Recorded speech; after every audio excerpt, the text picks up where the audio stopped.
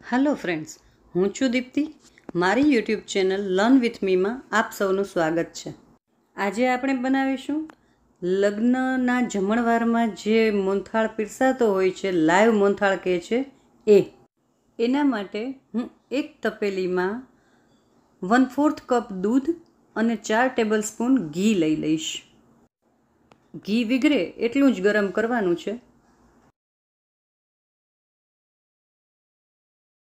પછી મેં અહીંયા 3 કપ બેસન, જે આપણા ઘરમાં જ હોય છે એ જ રેગ્યુલર બેસન જ લીધું છે. આમ તો મોહનથાળ બનાવવા માટે કરકરો લોટ જ વપરાતો હોય છે, પણ મોહનથાળ ખાવાનું મન થાય અને ઘરમાં જો કરકરો લોટ ન હોય તો રેગ્યુલર બેસનથી પણ એટલો જ સરસ મોહનથાળ થાય છે. એ આજે આપણે શીખીએ. જે દૂધ અને ઘીનું મિશ્રણ ગરમ કર્યું હતું એમાં હું નાખી દઈશ. આ પ્રક્રિયાને ધાબો દેવો એમ કહેવાય છે. બંને હાથે સરસ રીતે મસળી લઈશ અને છૂટી કણીઓ પડે ને એ રીતે મસળી લેવાનું છે અને પછી થોડી વાર ઢાંકી અને રાખી દેવાનું છે. લગભગ 15 મિનિટ જેવું આપણે આ રાખવાનું છે. ફ્રેન્ડ્સ, સાતમના દિવસે ઠંડુ ખવાય છે. એમાં જો આગલે દિવસે આ મોહનથાળ બનાવી રાખ્યો હોય તો બીજે દિવસે કામ આવે. 15 મિનિટ થઈ ગઈ છે. હવે હું એને ચાળી લઈશ એટલે એક સરખી કણીઓ પડી જશે. લોટ જો હાથેથી ચોળીને છૂટો પાડવો ન ગમે તો એક સરસ ટ્રીક છે મારી પાસે. કોઈને કહેતા નહીં, મિક્સરના જારમાં નાખી અને જરાક ચન કરી લેવું. એક સરખી કણીઓ પડશે અને પછી ચાળી લેવું. એને કામની ટીપ. હવે એક પેનમાં 1.5 કપ ઘી લઈ લીધું છે મેં, એને ગરમ થવા દઈશું.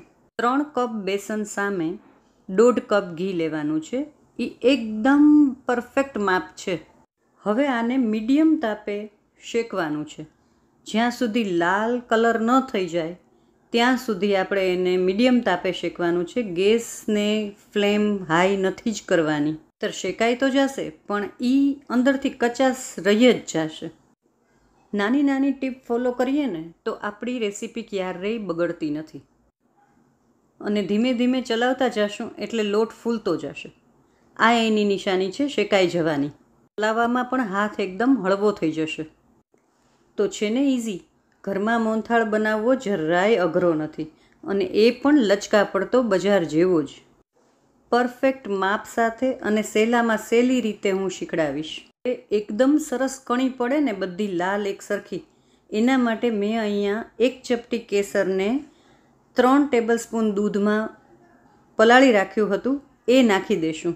દૂધ બળે ત્યાં સુધી એકદમ હલાવવાનું છે. જેવું દૂધ બળી જશે એટલે તરત જ નીચે બેસી જશે. બસ ત્યાં સુધી શેકવાનું છે. જુઓ, આપણો મોહનથાળ શેકાય અને રેડી થઈ ગયો છે. હવે ગેસ બંધ કરી એને હું સાઈડમાં મૂકી દઈશ અને એક પેનમાં 1.5 કપ ખાંડ અને ખાંડ ડૂબે એટલું પાણી ઉમેરી અને ચાસણી બનાવશું. ચાસણીને પણ મીડિયમ તાપે જ ઉકાળવાની છે. ખાંડ જ્યાં સુધી ન ઓગળે ત્યાં સુધી તો સતત ચલાવવું પડશે, નહીં તો ખાંડ તળિયે બેસી જશે. બસ સતત ચલાવતા રહી અને ઉકળવા દેવું. આમાં આપણે લચકો જ રાખવાનો છે એટલે એક તારની ચાસણી કરશું. તમારે મોહનથાળના ચોસલા પાડવા હોય તો 1.5 તારની ચાસણી કરવી. એક તાર બસ જરાક તૂટે છે એટલે 2 મિનિટ વધારે ઉકાળી અને હું ગેસ બંધ કરી દઈશ. પાછું પેલું આપણે જે બેસન છે એને હું ગેસ ઉપર લઈ સહેજ ગરમ કરવા મૂકીશ અને એમાં આ ચાસણી નાખી દઈશ. બેસન, ખાંડ બધાનો પરફેક્ટ માપ સાથે લેશો ને તો તમારું મોહનથાળ ક્યારેય બગડશે નહીં.